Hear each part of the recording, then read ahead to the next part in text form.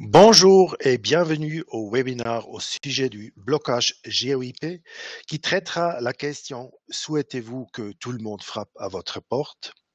Vous devez décider de répondre oui ou non à cette question symbolique car pour une entreprise de transport international, il est certainement moins raisonnable de bloquer le trafic de données en provenance de et vers certains pays ou continents que pour une petite municipalité. Pendant les environ 20 minutes suivantes, vous allez apprendre brièvement comment configurer le filtrage GeoIP sur un pare-feu Zyxel et ce qu'il faut prendre en considération. J'aimerais me présenter, je m'appelle Lars Hovind, je suis Product Manager pour les solutions de sécurité de Zyxel chez Studerus SA en Suisse. Je vous guiderai durant cette séance et vous enverrai ensuite les documents de présentation, un résumé de vos questions et nos réponses et un lien de la vidéo enregistrée de ce webinaire pour que vos collègues puissent également regarder cette vidéo plus tard. Je vous recommande d'écouter ce webinaire par casque ou enceinte de votre ordinateur ou ordinateur portable. Vous pouvez également vous connecter par téléphone, ce qui est lié à des coûts pour vous. Si vous avez des problèmes audio ou vidéo pendant ce webinaire, vous avez la possibilité de regarder ce webinaire plus tard parce qu'il sera enregistré.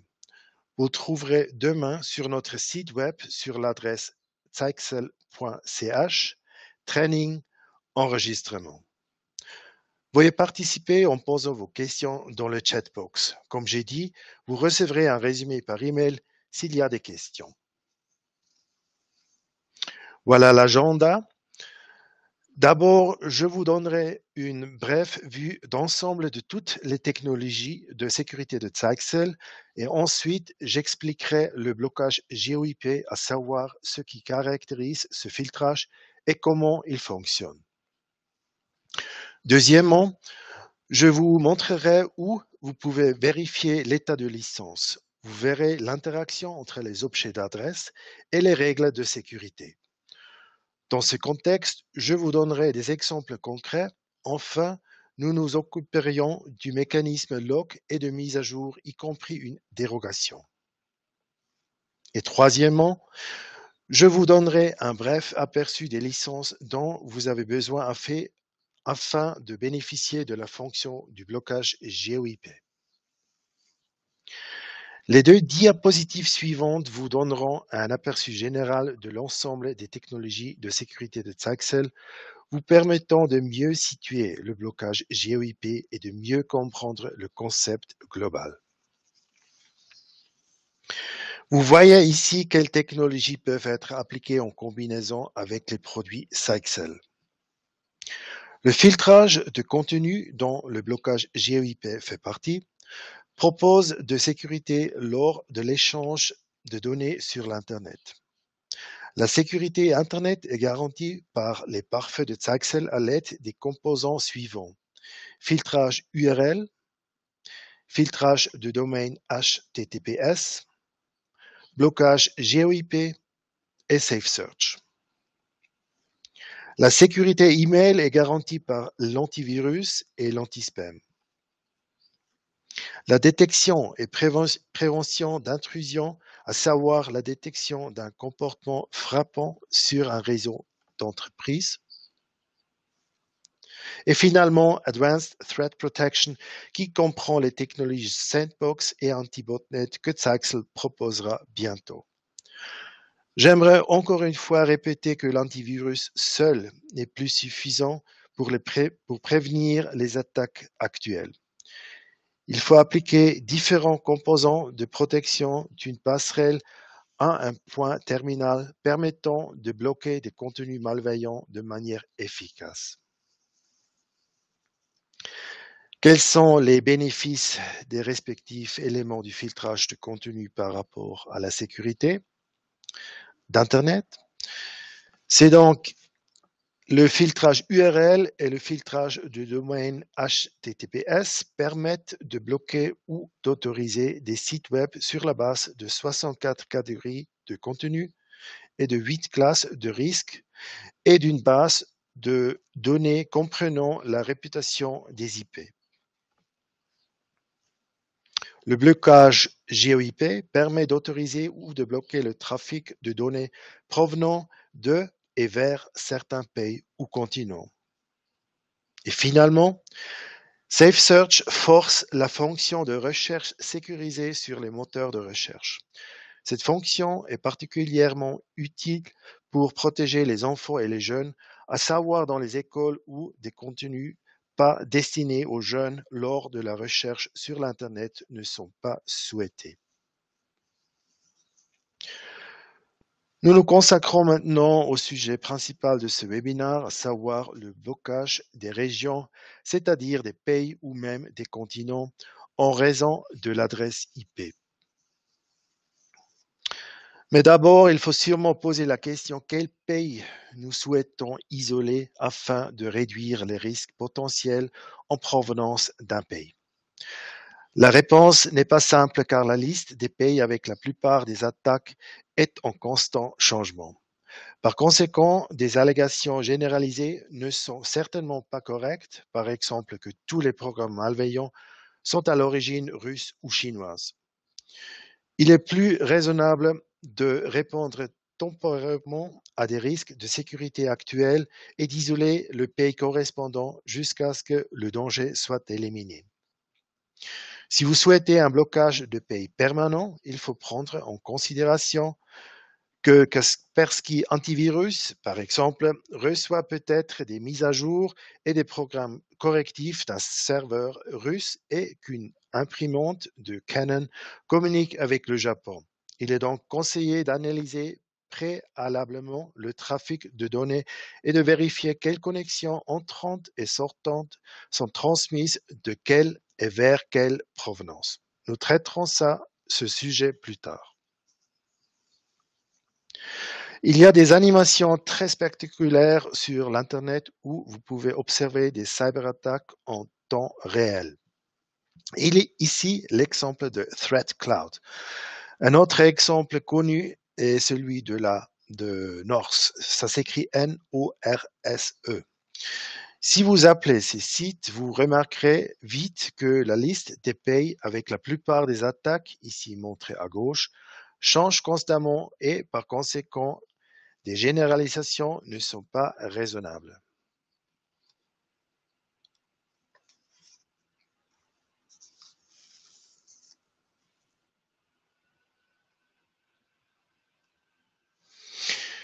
Il vaut mieux analyser le trafic de données en provenance d'Internet vers le réseau d'entreprise et vice-versa naturellement et vérifier qui frappe à votre porte. Je vous recommande d'appliquer une règle de sécurité sur le pare-feu, ici montre en haut à gauche. Vous pouvez ajouter une règle par configuration, règle de sécurité, contrôle des règles, ajouter une règle. Comme vous savez maintenant, le blocage GeoIP permet d'autoriser ou de bloquer le trafic de données entrant et sortant en provenance de certains pays et continents. Dans ce contexte, le pare-feu de Zyxel utilise un outil professionnel basé dans le cloud qui catégorise les adresses IP des pays et les met constamment à jour. Dans ce contexte, il n'est pas important si vous effectuez vos demandes via HTTP ou HTTPS. Le filtrage GeoIP bloque en tout cas le pays et décide de l'autoriser ou bloquer sur la base de vos paramètres configurés. La base de données utilisée par Zyxel provient de la société américaine MaxMind, qui offre des analyses d'origine des adresses IP depuis 2002 sous la marque GeoIP. GeoIP se caractérise par une précision de presque 100%. Il est possible de démarrer la mise à jour de la base de données de manière manuelle ou automatique, à savoir chaque semaine. La combinaison IP-pays de provenance est sauvegardée en tant qu'objet d'adresse. Les règles de sécurité du pare-feu définissent s'il faut bloquer ou autoriser le trafic de données avec l'objet d'adresse. Si vous souhaitez bloquer des continents entiers, nos scripts vous supporteront. Ils vous permettent de configurer automatiquement les objets d'adresse correspondants.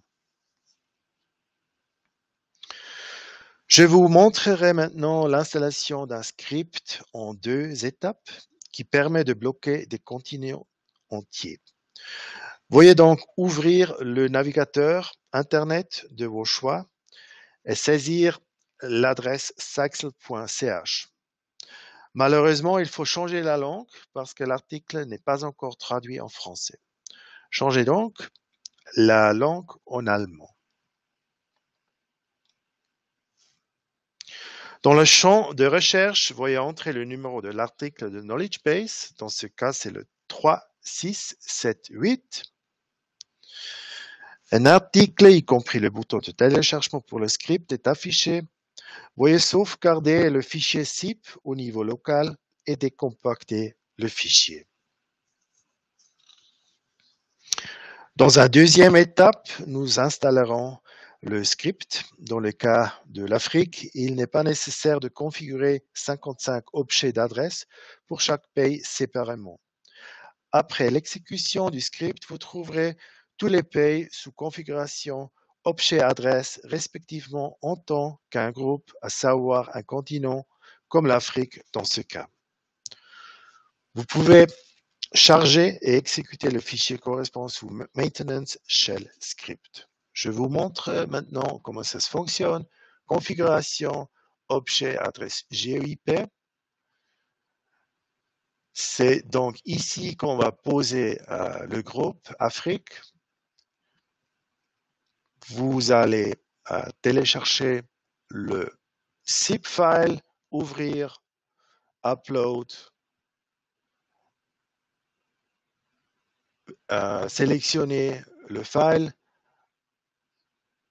et apply. Voilà. Ça prend quelques secondes.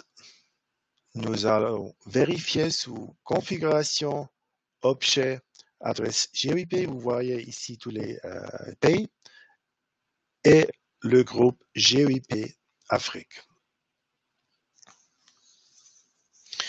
Il faut disposer d'une licence de filtrage de contenu activée afin d'appliquer le blocage GEIP. Vous avez la possibilité de vérifier l'état de licence sur l'USG ou via la plateforme de licence mytaxl.com. Sur l'USG, vous trouverez une page principale qui comprend la date d'expiration. Je vais vous montrer maintenant où vous voyez ici le Content Filter 2.0 et sous Configuration, Licensing, Registration Service, vous voyez l'Expiration Date of Content Filter où GEIP fait partie. Comme j'ai dit, vous trouverez les mêmes informations sur la plateforme de licence mytaxl.com où toutes les licences activées pour tous les pare-feux enregistrés sur votre compte sont affichées. Si vous connectez, un aperçu de toutes les licences qui expireront à un moment donné est d'abord affiché. Bien sûr, vous trouverez également notre version de test de 30 jours du filtrage de contenu qui expirera le 11 juin. Si vous continuez, vous verrez que j'ai activé la licence le 12 mai. Donc, c'est le portail mytaxl.com. Se connecter, c'est la page principale où vous voyez le content filter. Vous pouvez entrer dans le pare-feu, service associé et encore une fois le content filter où j'ai activé le trial version et vous voyez que j'ai activé la licence le 12 mai. Vous trouverez ici quelques exemples de scénarios qui sont à expliquer l'application typique. Un utilisateur souhaite télécharger la toute dernière vidéo de James Bond.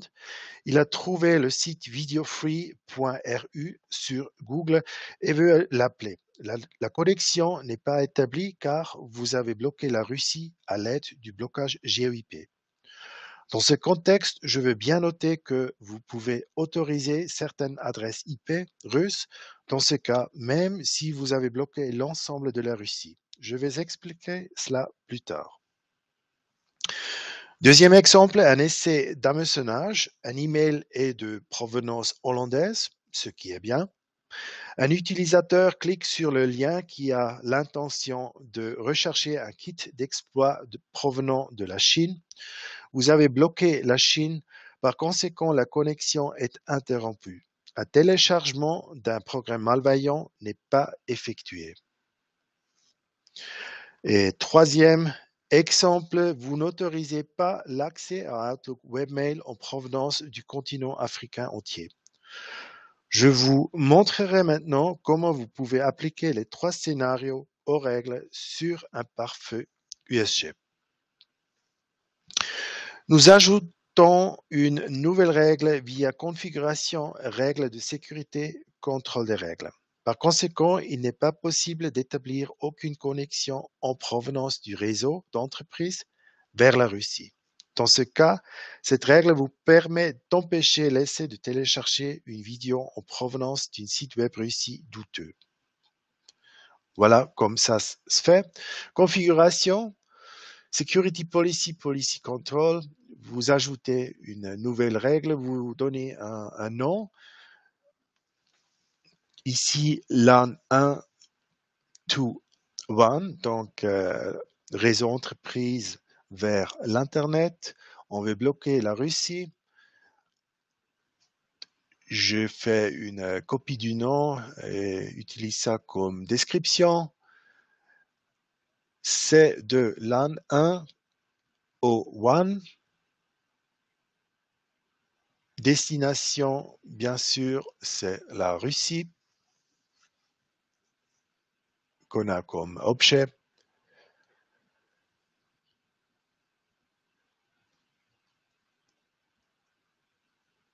On fait recheck et on va loguer s'il y a des cas qu'on ne veut pas avoir dans notre réseau. Vous voyez ici, position 3, LAN 1 to 1 block Russia. Deuxième exemple, deuxième scénario, bloquer la Chine, LAN to 1.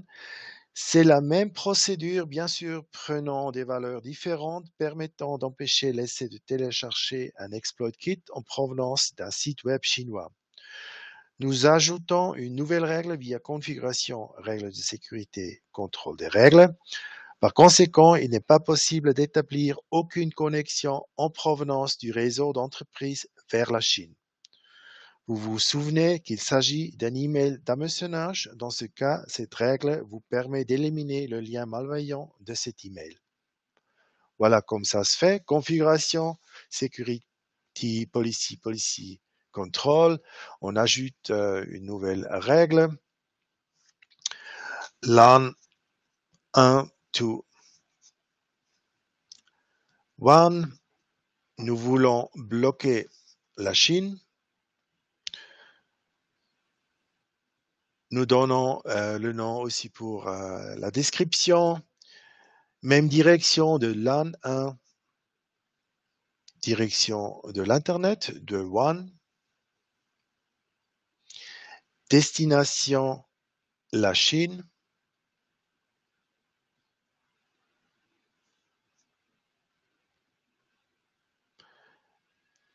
Et comme action, on fait deny et bien sûr, on active aussi le log. Voilà. Vous voyez maintenant sur la position numéro 2 notre nouvelle règle de sécurité. Troisième et dernier scénario, bloquer l'Afrique WAN to mail server d'Outlook. Dans ce cas, nous prenons le chemin en sens inverse du WAN au LAN. Pour rappel, nous n'autorisons pas de connexion pour appeler webmail en provenance d'un pays africain, parce que ce scénario n'existe pas pour l'entreprise d'exemple. Voilà comme ça se fait. Configuration, Security Policy, Policy Control, ajoutons une nouvelle règle de sécurité. On donne un nom comme One to LAN 1. Bloc Afrique. Bloc Afrique, malheureusement, il suffit pas d'ajouter le A à la fin, mais c'est quand même, on sait de quoi il s'agit. Direction from et l'Internet, le one to LAN 1. Et source, c'est le groupe GEOIP Africa qu'on a ajouté par le script que je vous ai présenté avant. Le service, c'est HTTPS, parce que c'est la connexion standardisée. Et on fait deny, et bien sûr, on fait les logs. On va activer les logs. Et voilà, ça se trouve sur position 1. Veuillez prendre en considération que le pare-feu traite les règles de sécurité de haut en bas. Si vous arrangez la règle de manière incorrecte, comme vous le voyez ci-dessous, l'accès à webmail en provenance du Ghana, par exemple, sera encore possible car vous autorisez d'abord, montré par Prio 3, l'accès à tout. Il est également important de savoir que le nombre d'objets d'adresse est limité dépendant du modèle.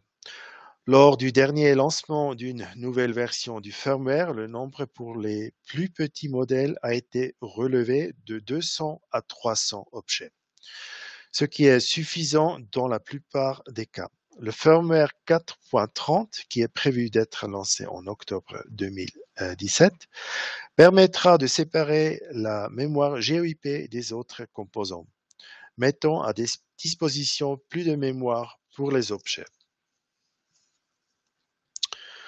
Sous Monitoring Lock, cela vous permet d'afficher si le filtrage GEOIP est effectivement activé. Notre règle de sécurité bloque d'appeler le site web de M. Poutine, qui est bien entendu hébergé en Russie. Laisser d'appeler le site néanmoins impliquera l'entrée journal Access Block. Voilà, l'appel d'une page se produit de la manière suivante du point de vue de l'utilisateur. Il n'est pas possible d'établir une connexion car l'USG empêche ce processus. Vous voyez donc que le filtrage fonctionne de manière correcte. Si vous activez la mise à jour automatique, la base de données MaxMind est mise à jour une fois par semaine.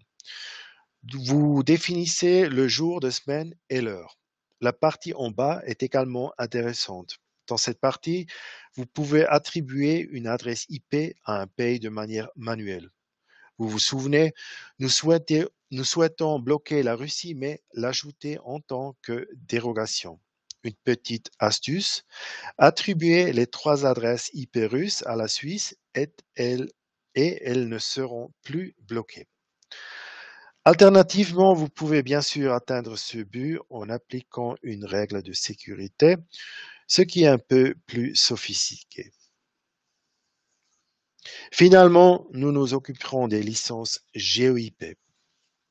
Mais je dois préciser parce qu'il n'est pas possible d'acheter le filtrage GEOIP séparément. Actuellement, il est uniquement disponible en bundle avec Content Filtering 2.0 qui comprend également le filtrage URL, le filtrage de domaine HTTPS et Safe Search. Le filtrage de contenu est disponible pour tous les modèles, à savoir pour le plus petit USG 20 VPN ainsi que pour l'USG 2200 VPN qui n'est pas mentionné ici car il a récemment été lancé et cette liste est plus ancienne. Vous avez le choix entre une licence d'1 an ou de 2 ans. Vous bénéficierez d'un prix réduit si vous sélectionnez une licence de 2 ans. Une version de test de 30 jours est préinstallée sur tous les USG Sidewall. À partir de la version du firmware 4.25, vous bénéficierez d'un délai de transition de 15 jours après l'expiration de la licence standard. Au total, vous bénéficierez donc d'une licence gratuite de 45 jours. Personnellement, je trouve que le prix est abordable car vous bénéficierez d'un grand nombre de fonctions de sécurité importantes. D'ailleurs, vous voyez ici le prix de vente recommandé pour les clients finaux en francs suisses, incluant la taxe pour une licence d'1 an pour les USG. Et ici, pareil pour les Sidewall. Nous avons donc atteint la fin du webinaire. J'espère que vous êtes bien informés de GEIP maintenant. Le chat sera encore disponible pour 5 minutes. Ensuite, nous terminerons le webinaire. Après, je répondrai à vos questions s'il y en a. Vous recevrez mes réponses par email dans les prochaines 24 heures. Je vous remercie pour votre attention et votre intérêt. À bientôt. Merci.